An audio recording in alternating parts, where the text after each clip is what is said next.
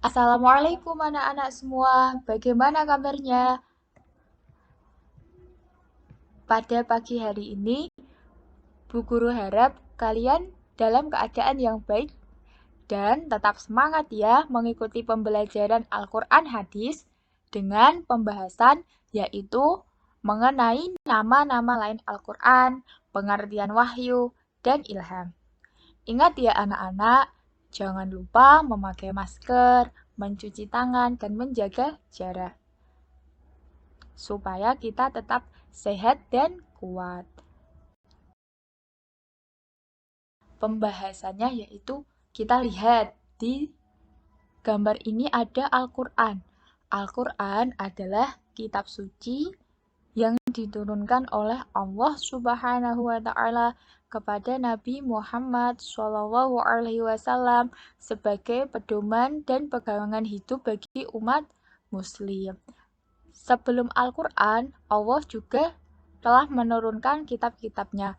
Di antara lain ada Zabur, Injil. Nah, kita baca bersama-sama ya. Quran surah Al-Alaq ayat 1 sampai 5. Ini adalah surah yang pertama kali Allah menurunkan kepada Nabi Muhammad SAW di Gua Hiro.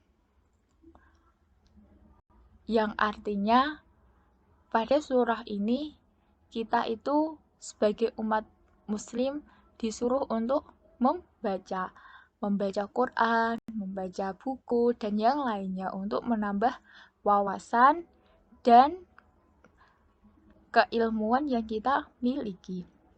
Mari kita baca bersama-sama.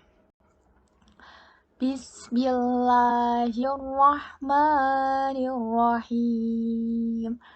Iqra bismi rabbikal ladzi khalaq. Khalaqal insana min 'alaq. Iqra wa rabbukal akram. Alladzi 'allama bil qalam. 'Allamal insana ma lam ya'lam. Setelah kita baca, nanti diulang lagi ya bersama Bunda dan Papa atau Ibu dan Bapak di rumah.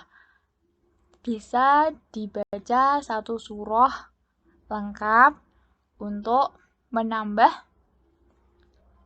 daya ingat adik-adik semua. Nah, sekarang lanjut ke nama-nama lain Al-Quran. Di sini ada Al-Furqan, Az-Zikri, Al-Mau'idhah, Asy-Syifa, Al-Hukmu, Al-Himmah, Al-Huda, Al-Basyir, Al-Balagh, Al-Qaul. Nama-nama lain Al-Quran itu ada banyak sekali. Namun, Ibu Guru hanya menuliskan 10 nama lain Al-Quran yang kita bisa pelajari untuk lebih menambah pengetahuan kita mengenai nama lain Al-Quran. Kita bisa tahu bahwa di dalam Al-Quran itu terdapat nama-nama lain yang nama-nama lain tersebut itu merupakan salah satu kandungan yang ada di dalam Al-Quran. Al-Furqan artinya pembeda antara yang hak dan yang batil. Ayo kita sama-sama membaca. Al-Furqan artinya pembeda antara yang hak dan yang batil. Az-Zikri artinya pemberi peringatan. Al-Mau'idhah artinya pelajaran. Asy-Syifa artinya sebagai obat. Al-Hukmu sebagai peraturan. Al-Himmah artinya kebijaksanaan. Al-Huda artinya petunjuk. Al-Basyir artinya pedoman. Al-Balagh artinya penyampaian kabar. Al-Qaul artinya perkataan. Nah, sekarang kita membahas tentang wahyu. Wahyu secara bahasa adalah kecepatan dan tersembunyi. Al-khofa'u wa syur'atu. Sedangkan secara istilah adalah metode yang sangat cepat dari Allah Subhanahu wa Ta'ala yang diperoleh melalui perantara malaikat Jibril maupun tidak melalui perantara malaikat Jibril. Adapun wahyu menurut ulama ahli tafsir itu dibedakan menjadi dua. Yang pertama adalah wahyu jeli, artinya wahyu yang sudah tampak jelas. Yang kedua wahyu khafi, artinya wahyu yang diturunkan tanpa perantara malaikat Jibril. Kalau yang wahyu jeli itu wahyu yang turun dengan perantara malaikat Jibril. Jadi kata kuncinya ada dua ya. Yang pertama jeli, yang kedua khafi. Kalau yang jeli adalah wahyu yang diturunkan melalui perantara malaikat Jibril. Kalau yang khafi adalah wahyu yang diturunkan tanpa melalui perantara malaikat Jibril. Sekarang kita lanjut ke ilham. Ilham secara bahasa artinya menelan, meneguk, mengajarkan, sedangkan secara istilah ialah sesuatu yang disampaikan oleh Allah Subhanahu wa Ta'ala ke dalam jiwa yang membangkitkannya untuk mengajarkan atau meninggalkan sesuatu.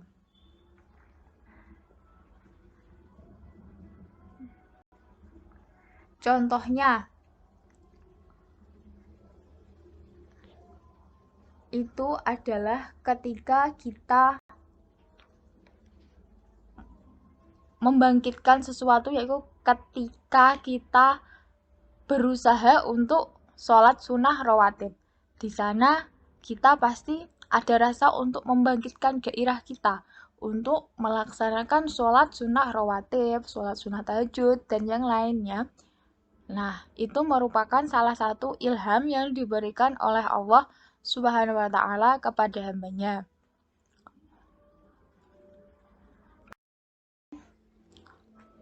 Ini adalah perbedaan wahyu dan ilham.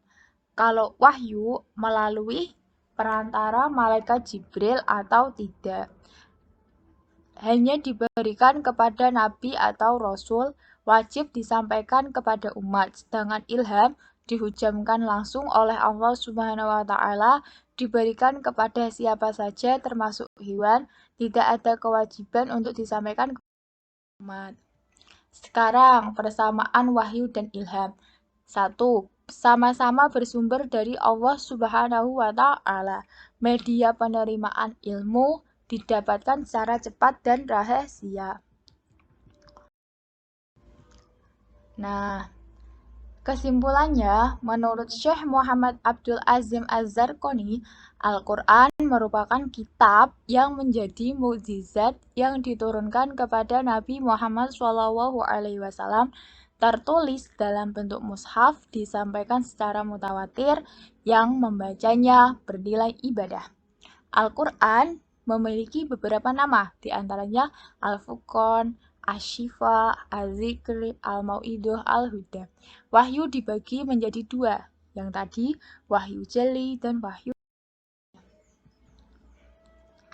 Nah, sebelum saya tutup pada pertemuan pada pagi hari ini, apakah ada pertanyaan anak-anak? Silahkan, kalau ada pertanyaan bisa melalui WA Group atau PC saya. Karena pembelajaran ini berbasis online, maka kalian juga membaca ya di buku halaman dari mulai halaman 8 sampai halaman 14.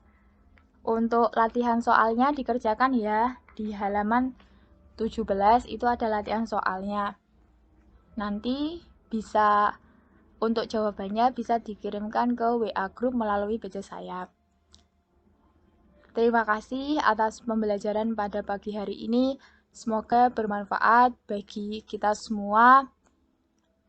Apabila Bu Guru dalam penyampaiannya banyak kekurangan, mohon dimaafkan ya.